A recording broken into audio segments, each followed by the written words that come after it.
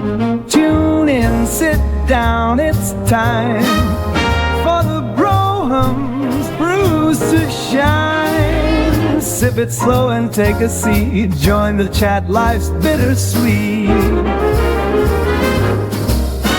This is Brohams Chugging Brews. Hi, my name's Fidel, I'm your host, and today my special guest is Edgar Preciado, aka Beer Thug, owner of Beer Thug Brewery. What's up, Fidel? How you doing, brother? I'm doing great. Thank you for coming on. Thank you. You're welcome. Welcome to the brewery. And today we're going to be going over these beers, and you're going to talk about them as well. Mm-hmm. And we're going to talk about your journey in your life and how we're here today. All right, sounds good. I'm ready. Which is the first beer you want us to try? All right, so this is one of my favorites right here. This is Para Mi Gente Mexican Lager. This beer was first created. It was a collaboration with Indie Brewing Company. They're no longer in existence anymore. Disconnected. But we made that beer collaboration with them. That was prior to when I had a brewery. Uh-huh. And yeah, I really love that beer, and it's one of my favorites, man. Let's give it a shot. Let's try it out. Yeah, I was here not too long ago. We did a chug. It made me feel really welcomed. You know, my first time meeting you guys was at the Beer Fest Brewery, or Independent Beer Fest, in Long Beach. Yes. And your whole, because this is a whole family brewery, right? Your sons, your wife, everyone's part of it. And you guys made us all feel welcome at the tent, and you made me feel welcome when I came to the brewery by saying, "Let's chug." I was like, all right. So, I mean, you already know, like I told you, man, I love chugging, man. You know? Yeah. Let's do a cheers, a chug. Or so what I like to do is a beer when I try it out, I look at the color, I swirl it around, I give it a nice little smell, and it's your classic Mexican lager, right? You know, it's not too hoppy. You smell a lot of the traditional Mexican smells. Yeah, the malt. And then, you know, like maybe just a hint of corn, which is how Mexican lagers are made. But yeah, and nice. The best thing about it, like, it's supposed to be nice and clear, man. Golden clear. It is gold, nice and clear. All right, cheers. Cheers.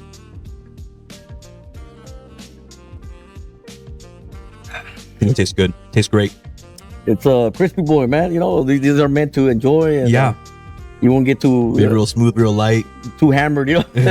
Yeah. I've seen lately a very popular thing. Well, what's the percentage of this one? 4.5%. Okay. Yeah. I've seen that you know, Corona, Modelo, they both did like they're super light, like 4%, 90 calorie. Is there plans for that? Or? I actually have one already, but I haven't brewed one lately. Okay. But I will brew soon, you know, because we're already in summer. Yeah. It's called Thug Light. Thug Light. Yes, I like that. I like that. It's it was actually at 4.0% and 100 calories. Wow. Okay. Yeah. Everybody loved it, man. Oh yeah. Yeah. It's that beer was just, I haven't brewed it in a while because I've been concentrating, you know, a bunch of other beers. But I'm gonna bring it back soon, man. So, what started your love for brewing beers? And I know you started in your garage. Is that correct? Yeah, so I'm an alcoholic, man. That's why I started. Nah, just kidding. I gotta be cheaper. You know, I'll see if I can save some money. You know, Nah, just kidding. You know, I was recently released from prison. Back in 2010. I did some time. And I did about 10 years in my life in prison. That's where the word thug comes. You know, because I lived that life. You know what I mean? So I got out and I said, you know what, I'm gonna get back to, you know, like get back to working, take care of my family, and I did. And one day I went to a brewery, you know, because I was a Modelo guy, you know. Like, I went to a brewery and I was amazed of like all the beers and I was like, how the fuck they make a beer right here, you know? I was tripping out, you know. So that's kind of like what got me, you know, interested in you know, brewing a beer, you know. Yeah, because at that time, breweries, they kind of just started popping up, right? Around 2010 when you got out? Yeah, they've been around longer, you know, but for me, it was the first time I seen a brewery, you know? Yeah. So yeah, no, I fell in love with it immediately, you know? And I started a page dedicated. First, I had my regular page, family, and everything. But then all of a sudden, a beer here, a beer there. Next thing you know, the beer took over that page, man. So when my wife said, "Hey, man, you got to make another page, man, for your beers." So yeah, so I started Beer Thug Life, man. Yeah, I saw you're chugging. I was like, oh man. Yeah, so I was just like chugging beer, and like people started like, "Oh, what's this dude doing?" Like cholo looking guy, chugging beer. Some people, in the beginning, I had like people kind of like talking shit, because like, you're supposed to sip on a beer. Like, no, Oh, it doesn't matter what you do anymore. Exactly. So I know, but back then it was a little bit more frowned upon. Yeah. I like to call myself like a pioneer, in the chugging. You are, especially for the Latino community, right? Because at the end of the day, man, it's just beer, bro. Yeah. It's all about having a good time. It's exactly. What would be our next flavor? All right, so I have several styles here. I just wanted you to try a little bit of everything. Gotcha. So we already got the Mexican lager out the way. Para mi gente. By the way, Para mi gente will be coming out to stores real soon, man. I'm waiting because my wife and I were what I call is lifetime fans now because of our experience with your brewery at the Long Beach, and then when we came here a couple days ago, once again it was like, oh, it's probably my favorite brewery now. Thank you, man. Thank you, man. Yeah, seriously. And we took a couple pictures over there where you have you got a lot of cool things going on over here. There's a lot to yeah, man. Like like I try to teach like everyone that comes to our brewery, I want to make sure that they feel welcome. No matter who you are, you could be any color or any sexual preference. Doesn't matter. Right. No discrimination here. You got green buddy. Yeah. You're welcome here. Yeah. So the next beer is called Los Dos Amigos. Los Dos Amigos. This is a dark Mexican lager. Nice. And this is a collaboration with Los Barbones Cervecería. So these guys they're a Mexican band called Las Voces del Rancho. Okay. These guys are like very popular, back in 2000, and they're still popular, whatever. But I've never seen a collaboration with like a Mexican band, Right. Yeah. So, we're Mexican, so yeah. I want to bring the culture into our industry, What's the percentage of this one? This one it's not that strong. It's only 5%. Oh, that's fine. Yeah. It's basically Munich Dunkel. Just like Modelo Negra. Yeah, like a Negra Modelo. Yeah. But since a Munich Dunkel, but a little bit lighter than a regular Munich Dunkel, then I added some little corn. Nice. To make it kind of like a dark lager, Here you go. It's got a nice color, body. There you go. All right. Try it again. The swirl. Swirl. So now you smell some of that dark notes on it, the dark malts on there, right? Yeah. Toasty. Yeah, you could definitely smell the toasty. A little bit bready, right? Yeah. But still crisp. You can still taste some of that crispness. It is. It's not still very smooth. Very smooth, yeah, exactly. Yes, sir. Just because some people believe that, especially new drinkers, that when they see a dark beer, they think it's strong as hell. They get scared, yeah. They get scared, man. But I try to educate people and let them know that, nah, just because it's darker doesn't mean it's stronger, man. Right. You know? It's just pretty much the malts. I dig it. I like it. I dig it. Yeah, this is another popular beer. Anything that we can, that means that people loved it, and we're going to keep making more of it. Gotcha. Have you ever thought about hosting or have you hosted like a chugging event?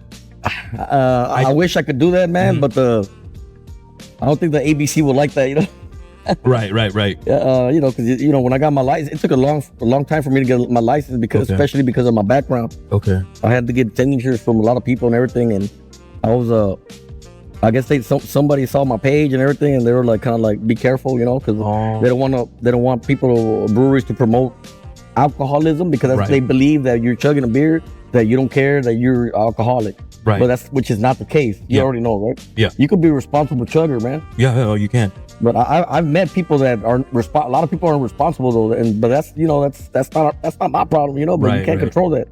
Like I used to chug and everything, but then I had to drink water, eat, like a responsible person, man. But unfortunately, a lot of these people that aren't responsible, makes all of us look bad. It does. I was trying to host like a chugging contest on my YouTube. Yeah. But at first I was asking people like, hey, what would you guys enter a chugging competition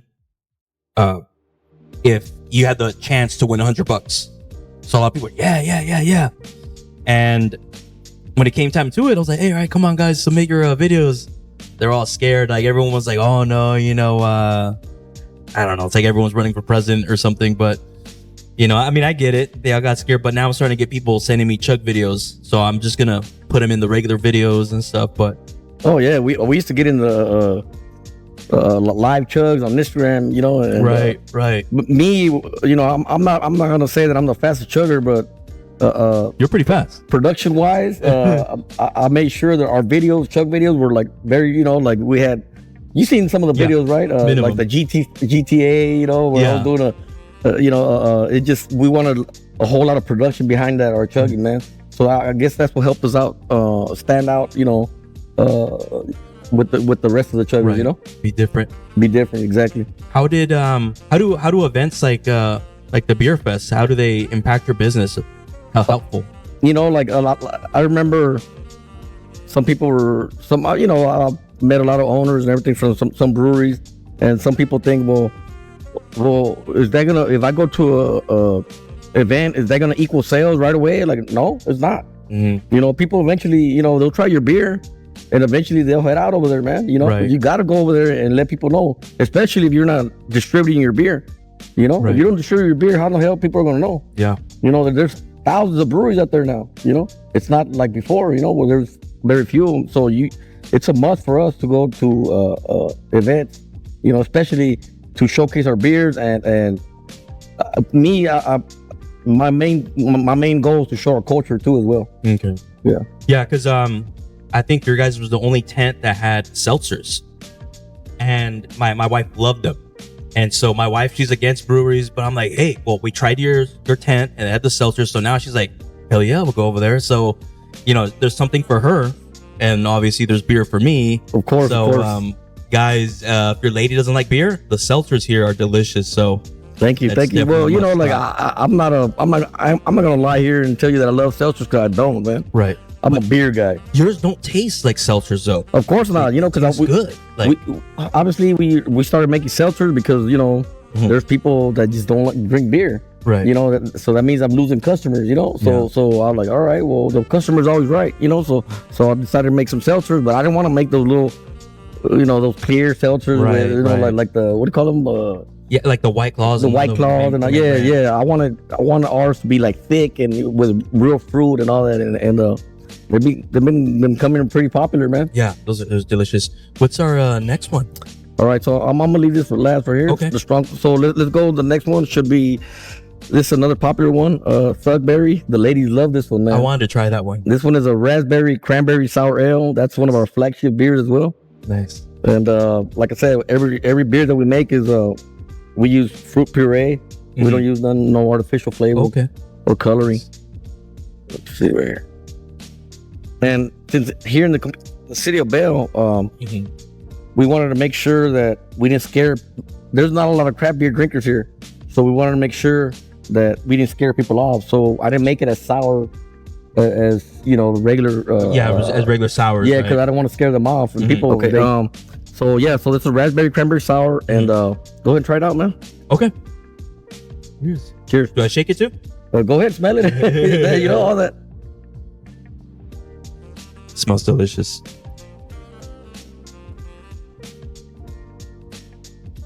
Yeah, it tastes pretty good too. I'm meeting the boy Edgar from Beer Cut Brewing. Beer Cut Light. I'm here with his head. Bro handles chugging brews. He said he's been chugging for a while, and he's here at the brewery right now. And we're about to do the chug. And we're about to chug and also Mexican lagers. All right, great. Cheers. Cheers, motherfuckers. Cheers.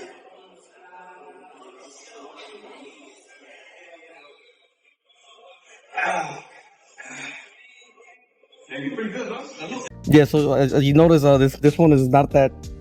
You get some of those sours that are like, they'll take off your the what do you call it, the film off your teeth, man. Right. But this one is more very like bitter, like very tardy and stuff. Yeah. But this so I wanted people to be like oh man, not scared. Not scared of it, exactly. Right. I want them to take off their enamel out of their teeth. Right. So this one became like, it's good stuff. The majority of the drinkers that drink Thugberry are women. Oh, really? Okay. Yeah. Nice. So some women don't like the flavor of beer. Right. You Yeah. know? Of course. Of course. So you got to make something different, just like the seltzers. You know. Right. Is that becoming a new popular thing? Your seltzers? Yes, it is, man. Like Yeah. I said, it took me a while, man, to make that the one with the pineapple and the coconut cream. Yeah, that one is crazy. How it tastes. It tastes like a pina colada. Like Exactly, it tastes good. exactly. But it took me a while to kind of figure out because it's so thick. Yeah. The coconut cream and it doesn't mix well with the Right. liquid. I see it does like foam up, coagulate at the top, but it still tastes delicious. Yeah, so I'm already kind of figuring out how to do it, man. It takes some time, you know. And like I said, I've been brewing for almost 10 years now, so it's still, you're still always learning, you know. Yeah. Yeah. You're a master of the craft. I can tell you that much. Good. Delicious. All right, let's wash this off. All right. What's the hardest part right now? Is being a brewery owner and in your journey so far? The hardest part, man, as being a brewery owner, man, is I've never had a business, man. You know, this is my first business, and paying the bills, man. Yeah. It's tough out there, man. Yeah.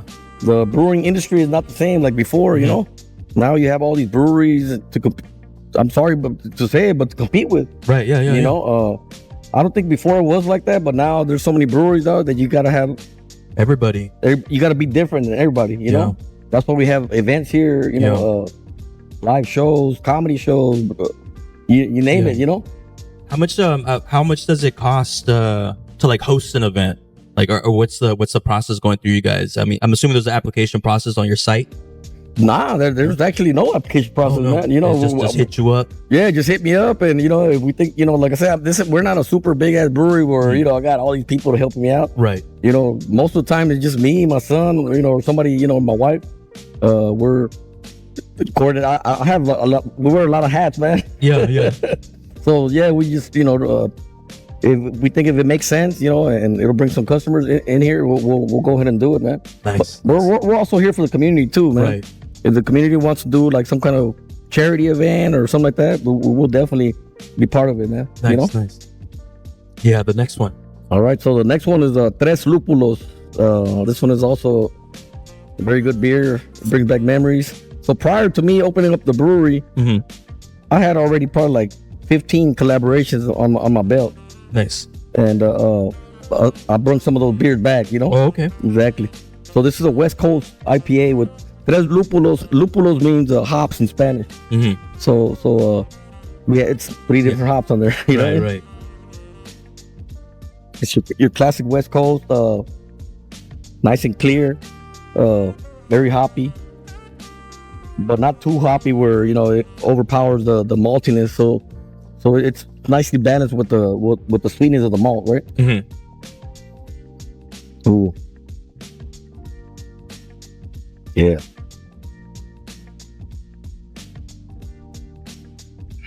Oh yeah, that's really smooth. That's a classic right there, West Coast IPA, man. Yeah, that's really smooth for a West Coast. I feel yeah, like it's like I said, here in the city of Bell, man. When I got here, there right away, this ain't Orange County or even Long Beach or where they have a lot of craft beer drinkers, Here we're teaching them, because there's people. Our number one seller here is the Mexican lager. Usually at other breweries, it's an IPA, a stout, or some other stuff because you got seasoned craft beer drinkers. Here, we're little by little, we're teaching the community to learn about craft beer, So that's why I kind of make those beers a little bit more mellow. Right. So we won't have to scare people off. Yeah. I think that's I feel like that's a mistake a lot of the other breweries make. They try so hard to be so strong that it's almost, you shouldn't have to have an acquired taste for every beer, I feel. And I feel like with yours, you can easily just run in here and transition. Yeah. Well, because as a craft beer lover myself, I didn't want to. I remember when I first started drinking it, I didn't want to start drinking them. I remember I tried it was a triple IPA, and it was super bitter, man. But luckily my palate liked that type of stuff. But I've seen a lot of people that they forget about, like, fuck this, I ain't drinking this beer no more. And you don't want to do that. You don't want to scare people off, man. No, yeah. Especially if they've been drinking a lager most of their life, and you gotta kind of like transition them, slowly, man. Little by little. So how'd you come up with your logo? I mean, it's super cool, with the hop. with the shades and the beanie. You know, it's pretty simple, but it's just, I mean, I haven't seen that.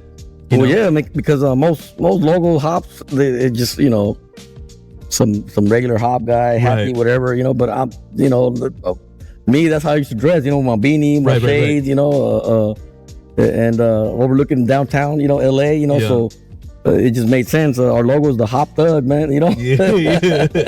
That's cool. Ever since the homie Eric, shout out the homie Eric, he made my logo, man, and I loved it, man. I loved it. I gave him the idea, and you know, and he made it look fucking dope, man. Yeah, everybody seems to love it. I was telling some people I'm going to interview you, and they're like, "Oh, what's that?" So I shared their profile, and they think it's a cool name. They love the logo and stuff, you know.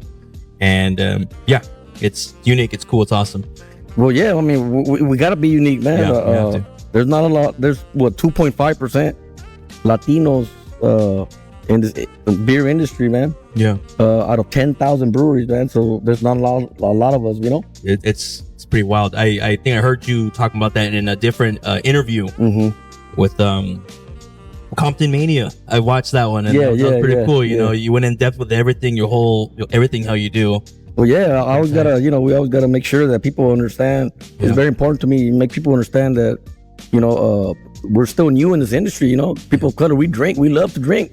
You know, we come from generational, you know, like my dad, my grandfather, you know, like, you know, drinking, you know, but we could make this beer too, you know. Of course. And I'm very proud and very, I take this very personal and with a lot of pride, man, you know, to showcase our culture, man. Not only just our culture as a Mexican American, but people of color culture, you know. Right. We do a couple weeks ago we had a drag show, you know, like I saw it. And like I said, we love everybody, man. You know, Dragsters are cool. They're all friendly and it's easygoing, and everybody has a good time. Yeah, you know, it's exactly. So this last beer, also this is a thin line between love and haze, man. Okay. So it's a double dry hop, a double IPA, clocking at 8.5%, man. Oh, there we go. So you got the low rider right there. And this beer was also a collaboration with Indy.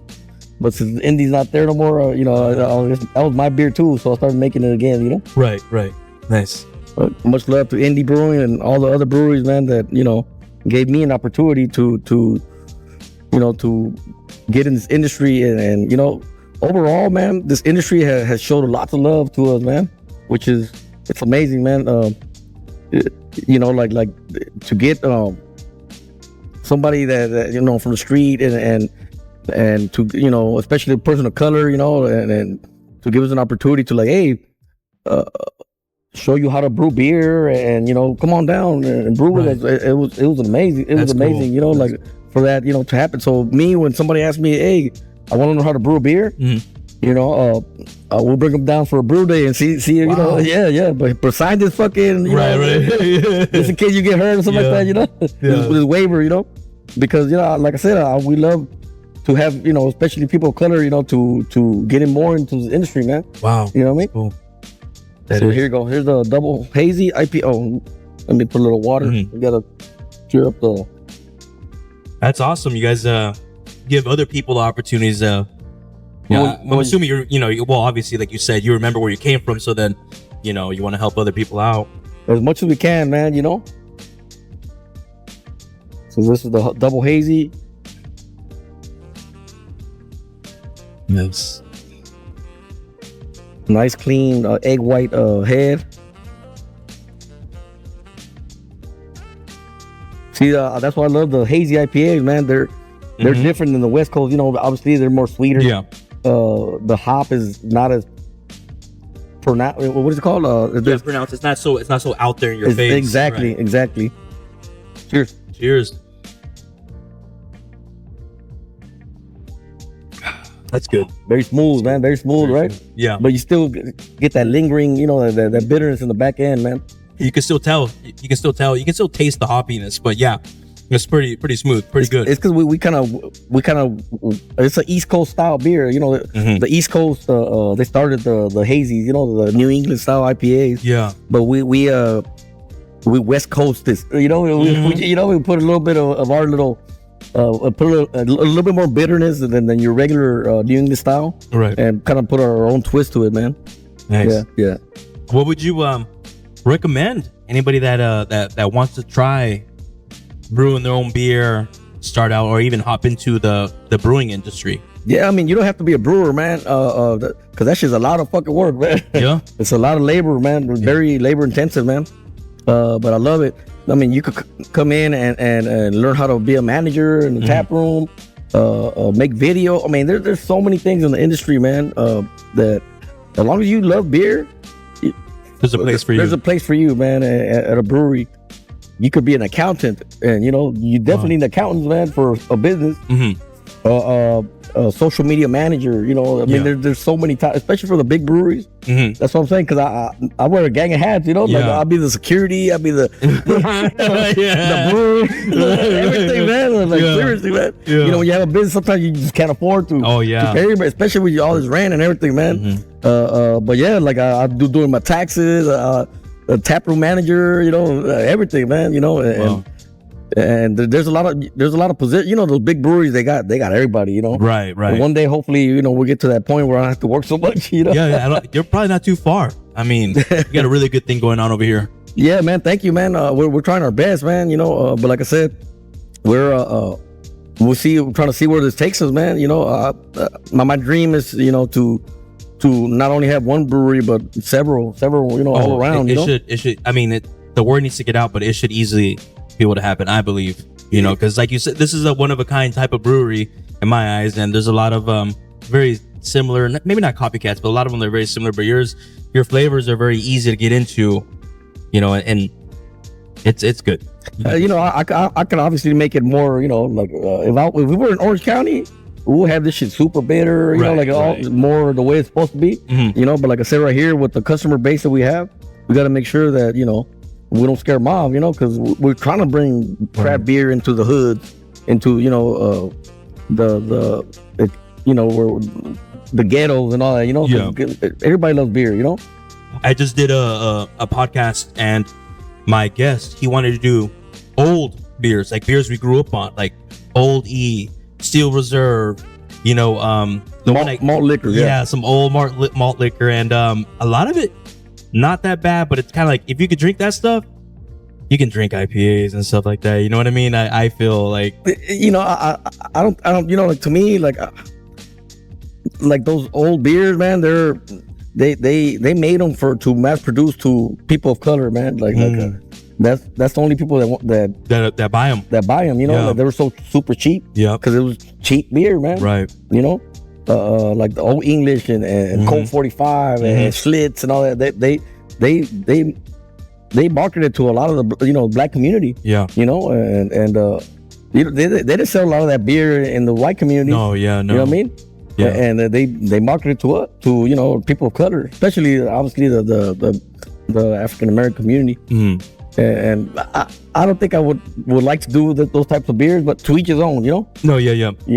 But I'm just saying, those people that like maybe are stuck on those, they can have these type of I'm beers sure we can make it better. Yeah, of course. With better ingredients and everything, and make a real nice looking 40, nice label and everything. But to me, it's like it brings back bad memories, man. Yeah. Because I used to gangbang in 40s. That's all we drank, man. Yeah, right. Back in the days, I'm from the 90s. Like I was raised in the 90s in South Central LA, man. I was there in the riots in LA, and I've been shot and everything. Matter of fact, a lot of people don't know that I just recently got shot about a month ago, man. Right. Right here in Compton, I got shot on the back of the head with a shotgun. Yeah. And I'm glad I'm still here right now. Yeah, because if yes, because a week later you had that beer fest. Yeah, and I left early because lately I've been just feeling a little paranoid, because I'm thinking that somebody's out to get me or something like that. And we found out with the detective that I was just a victim of some random shit, man. Wow. And I guess in the street where we were at in Compton, where I was rolling in, they got some black gangs, got some beef with some Hispanic gangs, and there's some shit going down right now, man. So they saw me and they probably thought, I was from there or whatever, little punk youngsters and shit, cowards and shit that don't want to show their face. Yeah. But anyways, I'm here and because I'm here to, I think I'm not a very religious person, but I know that I'm still here because I'm here to do something, man. Yeah. And I know it's about beer, man. Yeah. You're doing something right. You know, it's all good stuff. You know. So you have any shout outs? Oh man, of course I got plenty of shout outs, man. To my dear wife, you know, like she's been down for me since we've been, you know, together for a long ass time, man. But you know, without her, obviously I couldn't do this, man. You know, my children, they're all part of Edgar, Angel, Carlos. You know, my partners, everybody out there, man. There's so many people out there. You know, Beer Zombies, Tyson, man. There's just a lot of people, man. A lot of people. Tio and Benny, you know, just Todd from Beer Advocate. You know, like people that actually, you know, gave me an opportunity to you know, to be part of this industry, man. You know, and I couldn't have done this without people like them. I'm sorry if I forgot your name, dog. You know, but you know who you are, man. One more question. Forgot to mention, I see you have a lot of Latino, Hispanic inspired beers. Like, where did that come from? Well, yeah, like I just said, I want to make sure that we bring our culture to the industry, man. Mm-hmm. You know, like a lot of these breweries, you know, that's cool, you know, like to be, you know, like the majority are white people, you know, mm-hmm. and it kind of gives me a little, not irked, but like, all right, well, they bring out a Mexican lager and promote to Latinos and everything, but it's a white person doing it, you know? Yeah. Which is cool and everything. This is America, you know? But like me, I get what you're saying. You know, this is a Mexican lager made by a real Mexican, man. Right. Well, I'm American too. Mexican No, American. My parents are Mexican. I got Mexican blood. You know, like right. I'm still American. Yeah. Mm-hmm. But you know what I mean. You know what I mean. I get it. And you know, we want to make sure that our people know that, hey, you know, like we're here for you guys too, man. And there's people like you, same color that are brewing, you know, beer for you, you know. Yeah. And yeah, that's what we do. All of our pretty much all of our beers have some kind of like our culture in there, you know. Yeah, because my wife, I showed her the Salvadorian one. Yes, she's Salvadorian, so she was like, "Oh wow, that's so cool," you know. Yeah. I mean, it's not just Mexican; it's Latino, people of color, you know, black, everything, man. You know, we're here for the little guy. Right. Yeah. Well, guys, that concludes our podcast. Thank you. So, thank you for having me here. Appreciate you, man. Thank you. Cheers, motherfuckers. Bye-bye. Tune in, sit down, it's time for the Brohams brews to shine. Sip it slow and take a seat. Join the chat, life's bittersweet.